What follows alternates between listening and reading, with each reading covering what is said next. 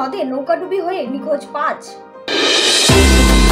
রূপনারায়ণ নদে নৌকাডুবি হয়ে নিখোঁজ কমপক্ষে ৫। এর মধ্যে রয়েছে এক শিশু, এক কিশোর ও ২ বৃদ্ধ ও এক বৃদ্ধা।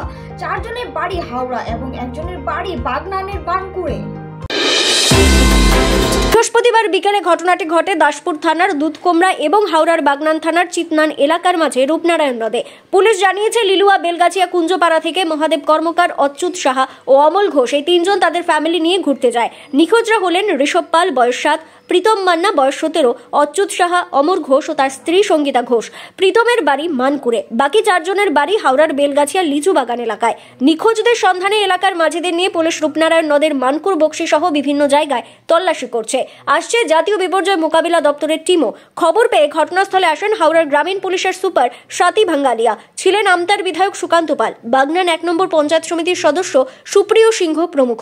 জানা গেছে মোট ১৮ জনের একটি দল মানকুড় থেকে নৌকোয় চেপে পশ্চিম মেদিনীপুরে দুধকামরা ত্রিবেণী পার্কে চড়ুইভাতি করতে আসে।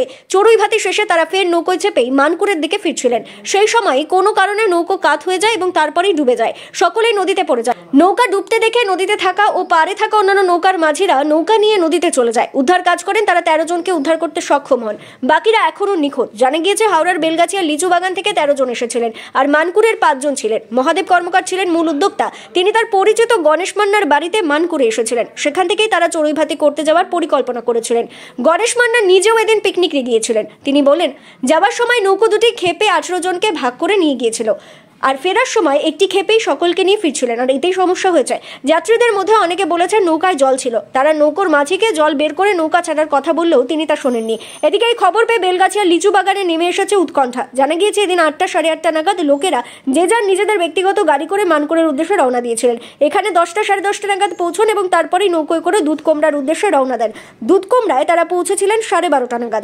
বেলগাছিয়ার বাসিন্দারা জানিয়েছেন বিকেল ৪টে সাড়ে ৪টের পর থেকে তারা আর কাউকে ফোনে পাননি। সন্ধ্যার পর মানকুড়ের লোককেই তারা ফোন করে জানতে পারে নৌকোডুবি হয়েছে। এখন তাদের একটাই প্রার্থনা, সকলে যেন জীবিত অবস্থায় বাড়িতে ফিরে আসেন।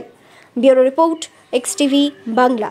এখান থেকে কতজন মিলে মোটামুটি ঘুরতে গেছিল, কি শুনেছেন, কি ঘটেছে? এখান থেকে যতটা আমাদের টেলিফোন মারফত শোনা, 3টে ফ্যামিলি ঘুরতে গেছিল। 3টে ফ্যামিলির সঙ্গে মোটামুটি সব মিলিয়ে ওই 14 জনের মতো ছিল। মানে এখানকারই বাসিন্দা।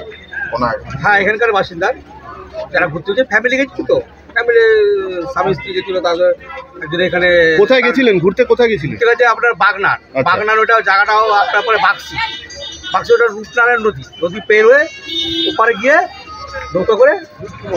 হ্যাঁ, মানে ওটা ফিস্ট করে আবার করতে গেছিল, পিকনিক করতে গেছিল। কি শুনলেন আজকে, কি শুনলেন? শুনলাম বলতে, আমরা তো প্রথমে খবরটা শুনে তো মাথায় আকাশ ভেঙে পড়ার মতন অবস্থা। আমাদের পাড়ার লোক কেউ চায় না পাড়ার ক্ষতি হোক। কি শুনলেন? বিপর্যয় আমরা আমি টেলিফোন মারফত যতটা খবর নিয়েছি শুনলাম, মানে টোটাল 14 জনের মধ্যে আপনার 9 জনকে উদ্ধার করা গেছে। আর 5 জনকে এখনো পর্যন্ত 5 জনের কোনো খবর নেই, 5 জনকে পায়নি। আর উদ্ধার কাজ চলছে ওখানে। স্থানীয় সেখানকার স্থানীয় প্রশাসনের সঙ্গে কোনো কথাবার্তা হয়েছে? স্থানীয় প্রশাসনের সঙ্গে কথা হয়নি, তবে আমাদের এখানে মানে খবর শোনার সঙ্গে সঙ্গে আমাদের 2টো বাইক বেরিয়ে গেছে। তারপরে তারপরে কিছু পরে 2টো সুমো আমার ক্লাব থেকে 2টো সুমো বেরিয়েছে। প্রায় 8-10 জন ছেলে করে ওরা ওখানে পৌঁছে গেছে। খবর আমি ওই বাইক নিয়ে যারা গেছে তারা তো আগে পৌঁছেছে। আমি ফোন করলাম, ফোন করে খবর নিলাম। বলছে ওরা টোটাল 5 জনকে কাকা মিসিং, তার কিন্তু পাওয়া যাচ্ছে না। এবার বাদ বাকি 9 জনকে উদ্ধার করেছে। আপনার নাম? আমার নাম নিমাই মন্ডল। ধন্যবাদ। আমার বাড়ি থেকে 2 জন গেছে, এইটুখানি আমি জানি। আর দাদারই এক বন্ধুর মানে ওয়াইফ গেছে। আর কজন গেছে আমি ঠিক বলতে পারছি। ওই তো একজন এসে বললেন যে এরকম নৌকা নাকি ডুবে গেছে। তো সেই খবর পেয়ে আমার হাজবেন্ড, মেয়ে এরা সব গেছে। জায়গাটা মানে ডিটেলস বলতে পারছি না। কেউ বলছে গাদিয়ারা, কেউ বলছে হ্যাঁ পিকনিকে গেছিল এখান থেকে। হ্যাঁ, পরিবার করেই গেছে, কিন্তু ওইখান থেকে যে কিভাবে গেছে সেটা আমরা ঠিক জানি না। 4:30টার সময় মেয়ের সঙ্গে কথা হয়েছিল যে আমরা এরকম যাচ্ছি। তারপর 6টার থেকে আর কোনো ফোনে কোনো ইসে পাওয়া যাচ্ছে না, সুইচ অফ। উনি কি এরকম মাঝে মাঝে বেরোতেন মানে স্বামী স্ত্রী? না সে তো এমনি ঘুরতে মানুষ যেতেই পারে সেটা না, আর তাছাড়া তো পিকনিক হিসেবে এবছর কোথাও যায়নি। আমার নাম মিঠু সাহা। শুনতে পাচ্ছি যে 8:30টার সময় গেছে। এই যে শুনছি যে নৌকা ডুবেছে, এটাই শুনেছি, কিছুক্ষণ আগে শুনলাম নৌকা ডুবে গেছে, পিকনিক করতে।